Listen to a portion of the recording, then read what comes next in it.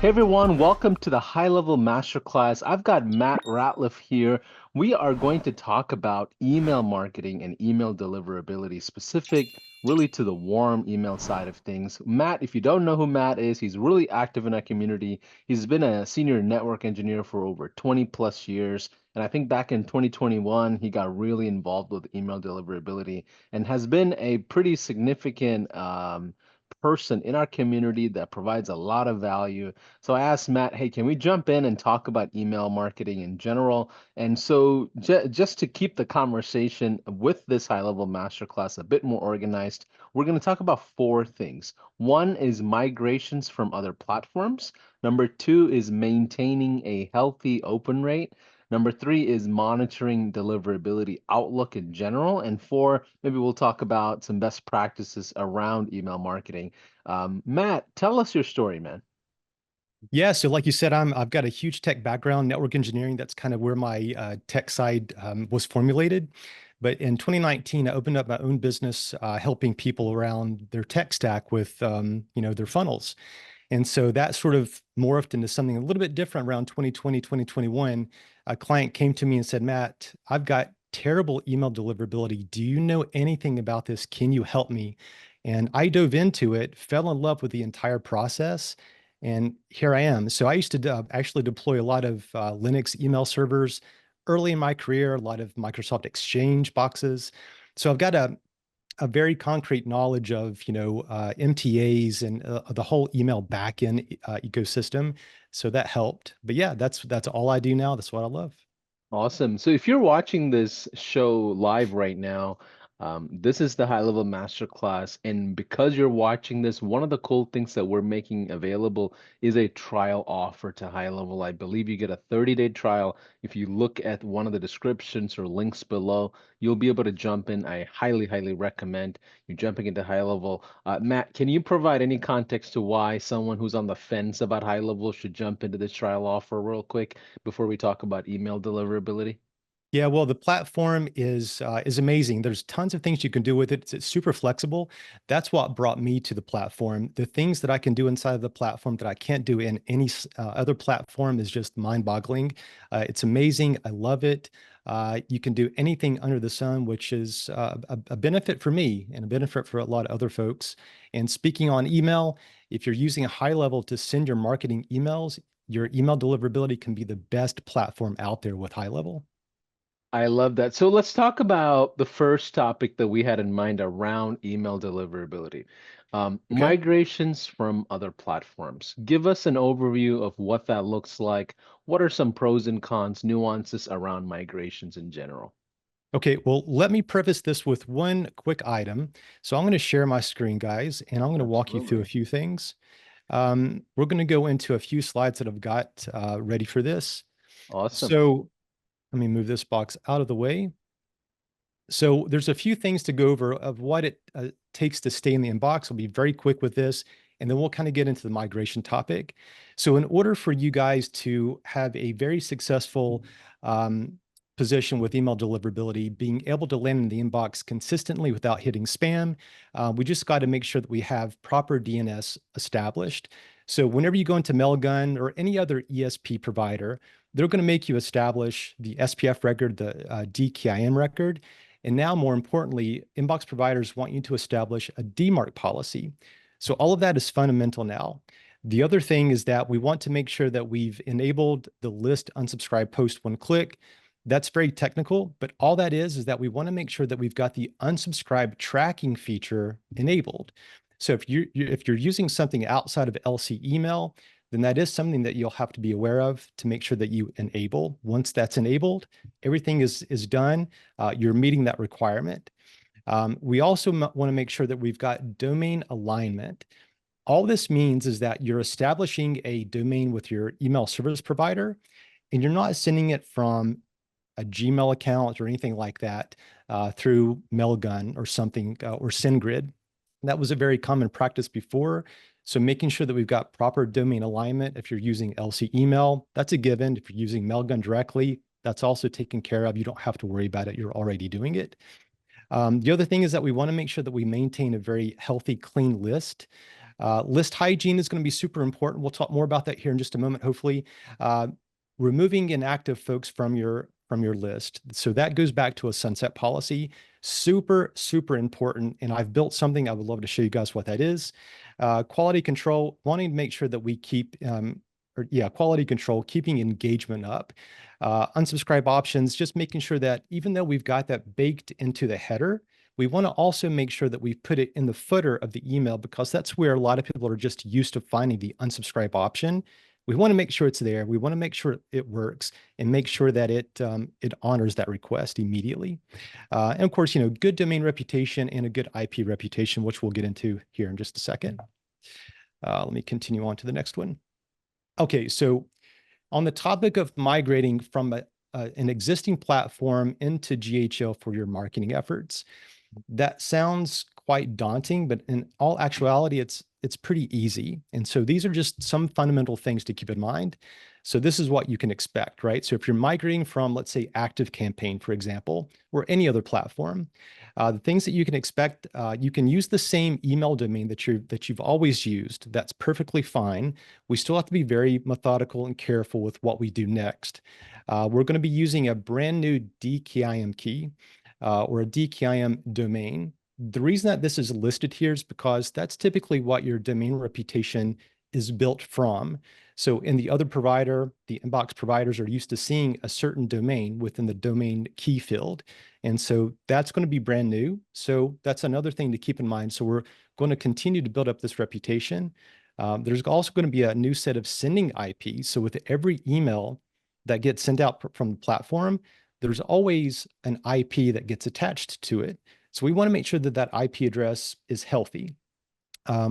Reputation is going to be reset. It's typically going to be set to neutral in some cases. If you're using the same domain from one platform and now you're using that same domain inside of GHL, that's perfectly fine. There's already reputation, but since we're using a new DKIM key and a new set of IPs, we still have to honor that and be very mindful that we got to do a slow warm up. And that goes to the next option, doing a very slow warm up.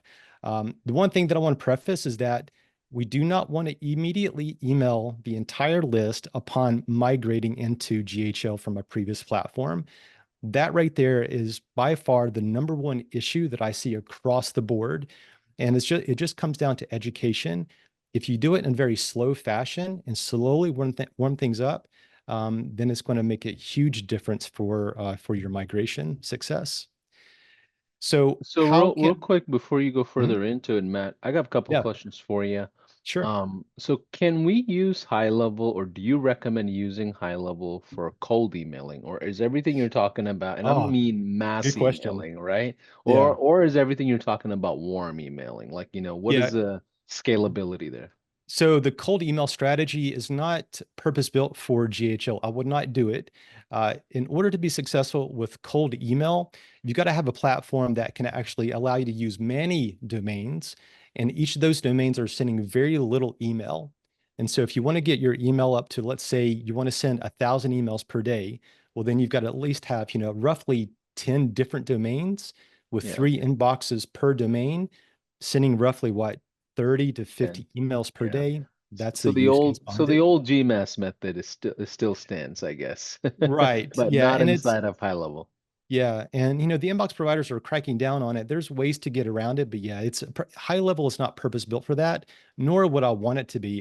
This is all for a warm audience. Great, great. Okay, Yeah. so keep going. I want to get that white elephant out of the way because Yeah. lot of people are just thinking about prospecting when it Yeah. comes to emails, and they're not looking at the full holistic functionality of email. So, One quick thing to mention there is that if you're using an external email system for cold, once you identify folks that are super engaged within that cold system, put them into high level and then continue to nurture them from there, because now that becomes your warm audience. So that's a winning strategy for that.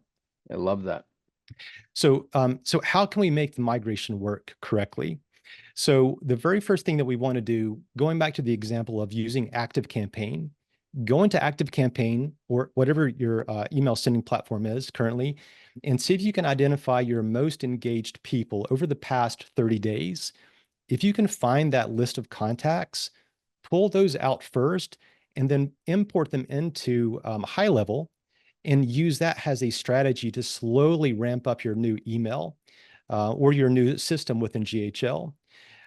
Before we do that, though, it's still going to be wise to potentially go through a validator to where, maybe ActiveCampaign shows that these are your most engaged contacts. Likely so. You probably don't need to go ahead and clean that list. But if you want to be extra certain, you could use Never Bounce. You could use Mailgun. There's a built-in validation tool with Mailgun. You Yeah. could use Zero Bounce, things like that. Yeah. So So after for you, for someone who's like brand new to emails in general, what does it yep. mean by cleaning a list? Why would you have unclean lists in general? Like, how does that work? So yeah, so there's a lot of scraping of lists from websites. There's a lot of buying of lists from other sources. That's still not something I'm pushing. That's not something that you want to do. But if that's what you're doing, then this would be a really good example. So there could be a lot of addresses that are just fictitious.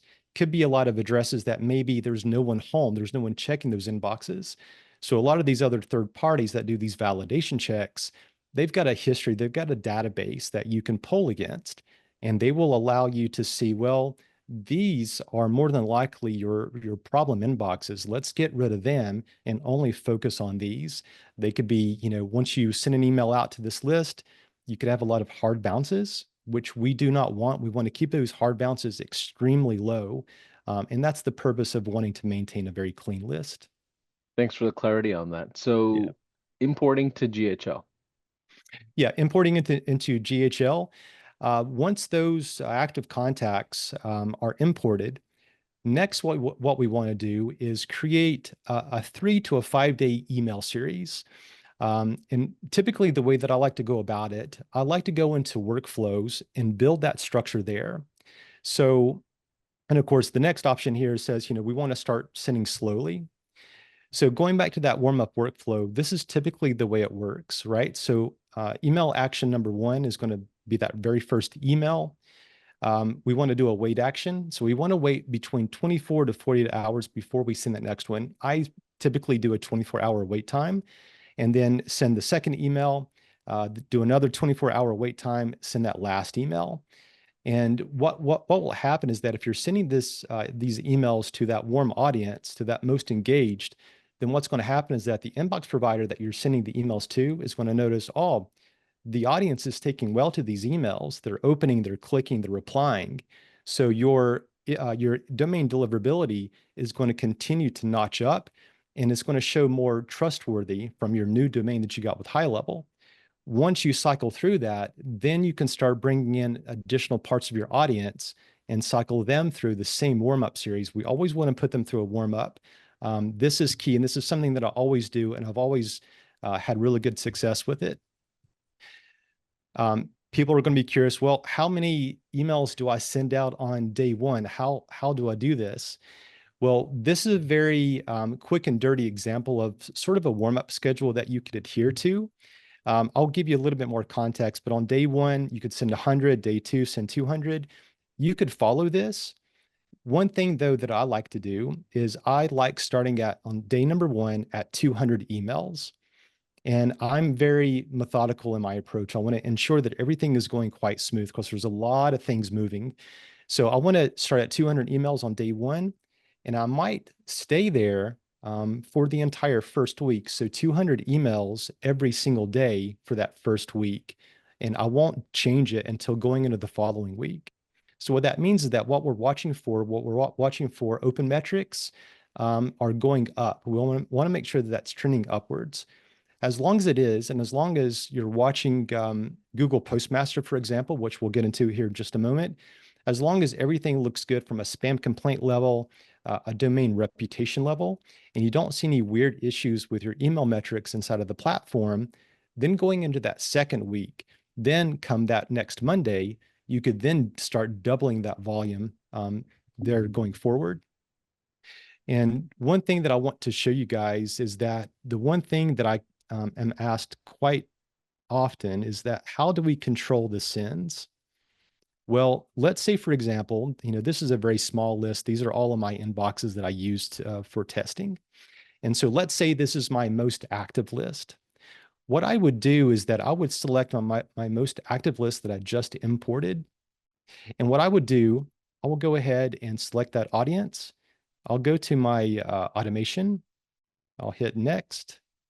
And I want to go into my email warm-up workflow. And this is a key strategy. So we want to add in a drip mode fashion. And maybe the action, I'm going to say this is my email warm-up.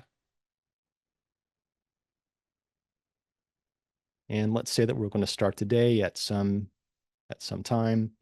The batch quantity, this is going to be key. So remember I said on day one, I usually start at 200. And I want to repeat this maybe every day thereafter. I typically don't do any sends on Saturday or Sunday, but the processing between hours I do take advantage of. So what I like to do, and my time is of course Eastern. So I'm going to start at 8:30 and I might end at 3:30 in the evening or in the afternoon. So I'm going to set it to 3:30. So that gives me what, about a 6-hour window. So what I'm going to do, I'm going to say, okay, let's add to the workflow. I need to change that to maybe a later time.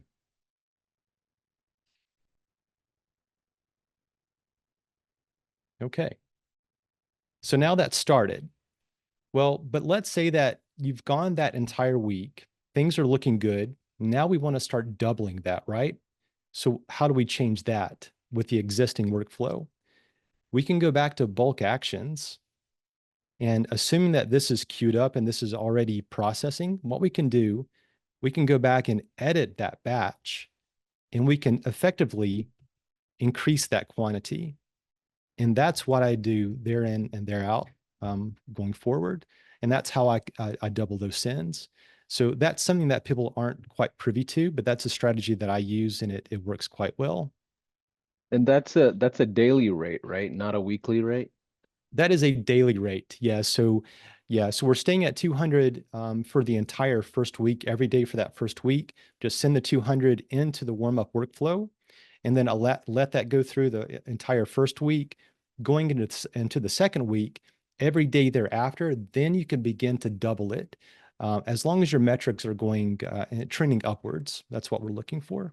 Got it. So I do know our second topic is maintaining a healthy open rate. So these are probably things you handle to build up into that mode of maintenance. Yeah, so maintaining a healthy open rate. So open rates can be considered a vanity metric, but it does lend its hand at identifying, kind of if there are any problems. So we do want to see an open rate that yields, good results. We want to make sure that we're getting plenty of open so that we know that we are landing in the inbox. It's a telltale sign. And of course, click rates can go into that. But the one thing that's going to be useful for maintaining that open rate is making sure that you have a sunset policy or an email engagement system for high level. This is absolute key. If you don't have that, then it's going to be problematic. And so what this is going to do for you is going to protect the health of your domain reputation. It's going to identify any unengaged contacts. So a good example of that is, let's say that you've defined a 30-day sunset policy that yields, let's say that you're sending 3 emails a week. That's an ideal cadence for a 30-day sunset policy. On day 31, if a certain set of contacts on your list have not opened your emails, then we want to see who they are and we want to move them off of your normal list. We want to segment them properly, maybe set a do not disturb as well. And then they're set to the side. So now your open rate will continue to rise. But what we can do with those folks that you've sunsetted, maybe 2 months down the road, put those guys, as long as they've not unsubscribed, put them back into a reactivation series to try to win them back. And if you don't win them back, then just leave them on do not disturb. That's kind of the strategy for that. And that email engagement system is absolutely key for this. Got it. Um, And I assume you segment using like smart lists or tagging or some kind of a naming conventions within the high level platform. Yeah, yeah, we'll talk about that in just a second and what Okay. this email engagement system can do for you. So this is an example of an email engagement system that I've built. I do sell this, and this is something that is absolutely critical. You can see the sheer amount of data that is going through this one client's ecosystem. There's 2 pages of workflows. This is something that I spent months developing, and it is absolutely perfect. And you can take advantage of it. Once you put this in your system, you turn everything on. You don't do anything else afterwards. You just let it sit in the background and it watches everything. And to your point, what we can do now is that we can create smart lists. So we can create a 14-day active list. We can create a 30-day active list, 60-day, a 90-day, so on and so forth. So now let's say that we're running, this is just a very crude example of what you could do. Let's say that you are running a promotion and you only want to send this promotional email to folks that have clicked within the last 30 days. Well, you could define a 30-day smart list that identifies those guys that have just clicked inside of an email and send that promotional email to those folks first, maybe at the beginning of your day. Later, you can send out to a different set of your audience, but that could be a very, very good way to let the inbox providers know that, hey, this email is a hot item. People are opening it. They're clicking on links. So now when you go into the second part of the day, or even day number two, to send to a different portion of your audience, the chances of that email landing in the inbox greatly rises. And so that's just a very, that's a pro tip or an example of something you could do. But this strategy is something that everyone needs, and it works quite well with keeping your deliverability high. Love that. The other thing is that you're going to have all of this information within the contact profile. So you can see their email ES. The email ES is their engagement score. So you can see that maybe they've taken some action with their opens, their clicks, the replies. Of course, the higher the number, the better.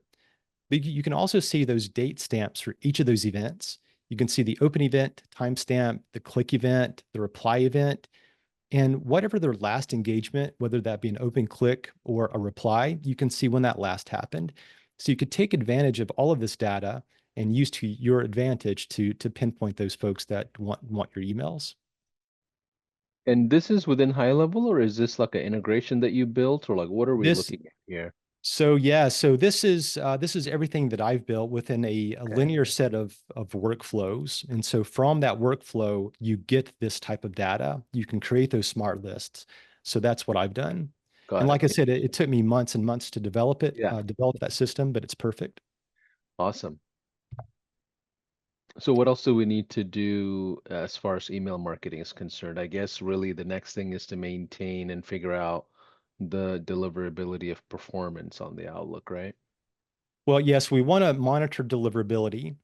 And so this is also another tool that I've created. This is Inbox IQ. This is my baby. This is something that I spent a lot of time on. And basically what we're wanting to see is that we're wanting to see our sending cadence. We want to keep a regular sending cadence up, but in order to monitor your deliverability, no one can effectively monitor deliverability because what's happening is that deliverability means that your emails are landing in the inbox. But we can discern that it's happening based upon your open metrics, maybe your click metrics, things of that sort, your domain health from a postmaster standpoint. This tool is going to give you that information. So we can see our sending cadence, we can see our standard open event, we can see our unique opens. Um, we can see which inbox provider is the one that we're sending most of our emails to, which is also going to be key. Because if we ever have any issues with this one, this is going to be Google, then we definitely have to fix that problem. We've got to nail down exactly what the issue is because this guy is our biggest inbox provider. So we want to protect it. We want to make sure that we're still hitting the inbox. So we can see your bounce level. We can see your spam complaint level. We can see your unsubscribes. And when this right here is the most important thing, email provider stats. Now we can drill down to each major inbox provider and see our delivered rate, our open rate, our click rate, and our bounce rate. This open rate is going to be key to maintaining that and to let you know whether that's landing in spam versus the inbox, because we can discern that if we've got a 73% open rate with Google, then we're landing in the inbox. Got it. So the other thing that we can do from a third-party standpoint with monitoring domain health, we could take advantage of Google Postmaster Tools, which is free, Yahoo Sender Hub, which is also something relatively new. It's also free. And then Microsoft's SNDS, or Network Data Solution or Service. This is also free, but the caveat with Microsoft is that you have to have a dedicated IP in order to use it. But if we go back to Google Postmaster, I'll be very quick with this. The one thing that we're looking for is that we want to be under 0.1% holistically across the board. This client has met that match. They're doing an amazing job. They send millions of emails per month, by the way. This is another tab on Google Postmaster, which shows you your IP health. We want to have a high reputation with those IPs. And of course, the domain reputation is also going to be key. So we want to monitor that. This is a very easy, quick way to do it, especially if Google is your top inbox provider.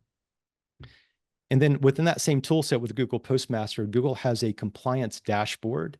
And these are all of the compliant checks that they want to make sure that you're maintaining. And we want to make sure that we have a green check across the board to ensure that we're meeting all of those Google requirements.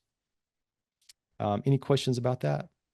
I think it's pretty straightforward as long as you're, going by the rules or standard that Google really sets. So Yeah. where do people go wrong with this whole email thing, right? Like, can you share insights to the best practices? I feel like it's like this big mountain that a lot of people cannot climb sometimes. And you Yeah. said you have clients that are doing, 1 million emails a month. How is that even possible, you know?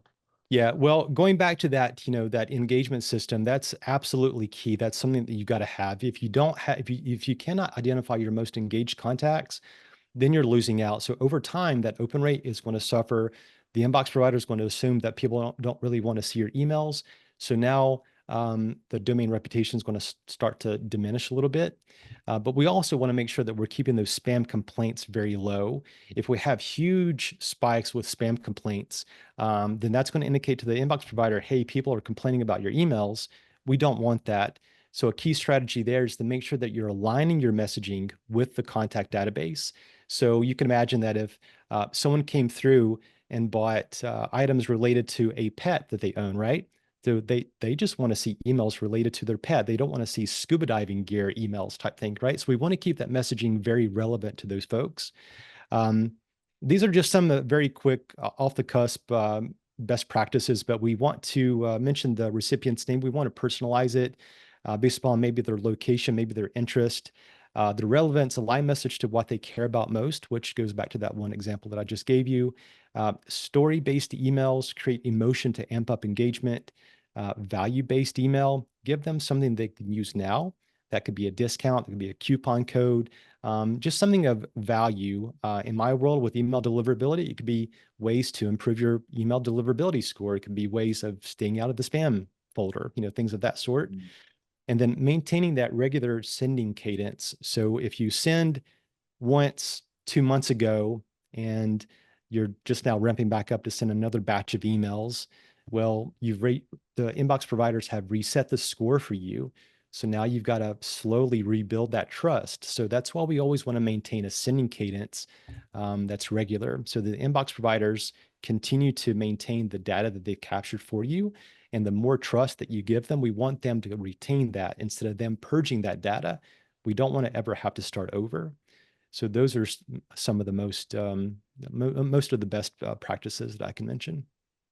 Yeah, this is really interesting. And I think a lot of digital marketers slash digital citizens, they come into the world of business and they're like, you know what, I can't run ads yet, so let me start with email marketing. And they Yeah. pound email marketing, not knowing the standard of what good email marketing looks like. And they lose Yeah. out on organic presence in general quite a bit, or they shoot themselves in the foot with certain approaches and things like that. So I appreciate you providing a lot of clarity here. What are some uh, other things high levelers specifically should know? Let's speak to the advanced folks, if you don't mind, that Yeah. have been doing email marketing. I mean, there's a lot of providers that do deliverability services and things like that. Yeah. I would love for you to just add context and notes and insights to the existing high level community already. Yeah. So one thing to keep in mind is that those of you that are sending in very high volume of email per month, the one thing that I would like to stress, especially if you're sending to a warm audience, these people know about you, they know of you, they know what services you provide. And so if you're sending north of 150,000 emails per month, then that is a very good position for you to be in to get a dedicated IP for your email foundation. You don't want to be at the mercy of a shared pool of IPs, even though Mailgun, for example, does a decent job of maintaining that IP quality. The more engagement that they see on your platform with your emails, the better they're going to shift you to better and better sending IPs, which is key. But it could be improved even more with a dedicated IP. But you've got to be at that 150,000 email cap or above to maintain the health of that IP. So that could be a winning strategy for those high volume senders.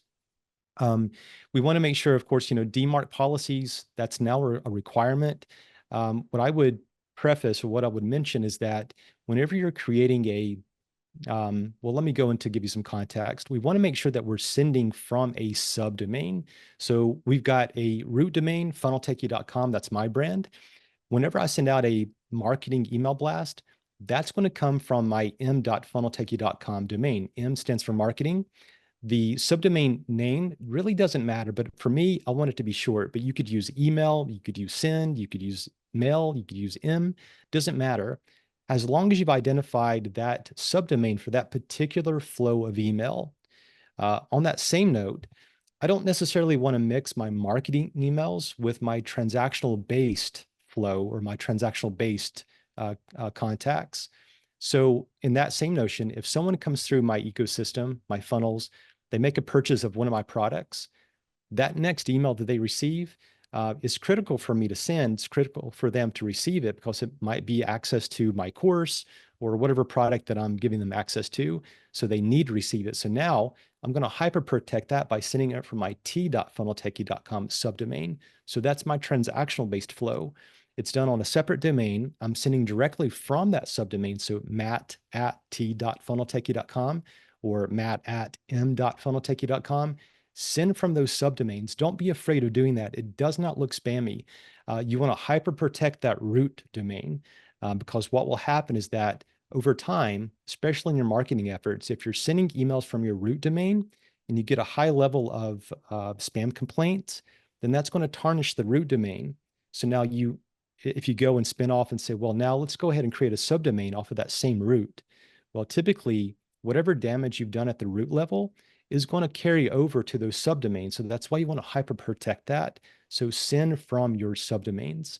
That is something that there needs to be more education on. Yeah, so let's play devil's advocate for a quick Sure. second. Let's say I screwed up, Matt. I already Okay. screwed up. I feel like I'm blacklisted from everything, right? Yeah. Let's think diagnostic a little bit. Mhm. What should I do if everything's already going into spam? Because you shared a lot of notes of being proactive. Yep. Help me what the, prescription, what does that look like for reactiveness Okay. once you're already So in the trenches? this is what I love. Yeah. So I'm glad you brought that up. Guys, stop sending. Just immediately just slam the brakes, Stab like it. slam them. Yeah. So you got to stop sending. So there's a couple of things to keep in mind. If you stop sending, well, okay, let's say that your domain reputation with Google is showing bad. Okay. Well, any email that you send right now, they are going to go to spam. Like no matter how good your quality is of your email, no matter how whatever other best practices you've baked inside of that email copy, that's not going to do you any good. If your domain reputation from a Google standpoint is bad or any inbox provider, that email is going to go to spam. So in order to get out of that, and let's carry on. Let's say that you want to maintain that same domain. You don't want to go to a different one just yet. You want to stay on it. How do we improve it? Tough, right? So what you can do is that if you've got that email engagement system, if you can extract people that have engaged with you in the past, what we could do now is you've got to pause for a little bit. So there is a period of time where the inbox provider, Google in this case, for example, will purge the data that's been created over time. Do I know what that purge timeline is? I have no clue. It's all over the board. It could be 2 weeks. It could be 8 weeks. It could be 16 weeks. But what you could do, if you're adamant about wanting to maintain that same domain, what you could do potentially, you could start off on another subdomain and slowly kind of use that same ramp up model with identifying folks that have engaged with you in the past, use them in a very, very slow approach and just slowly start building that volume back up. That could be a way to improve it. I've worked with clients that have wanted to do that, and it took 4 months to go from bad to low.